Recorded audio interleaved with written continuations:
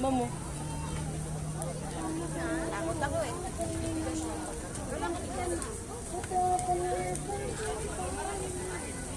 Sige pala kayo.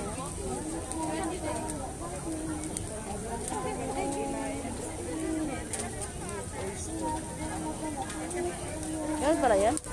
Red oyster?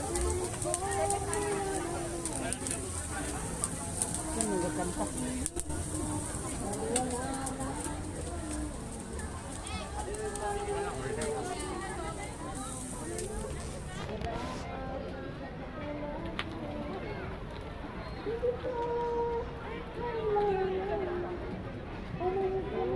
Nag-enjoy sila sa grilled oyster, no?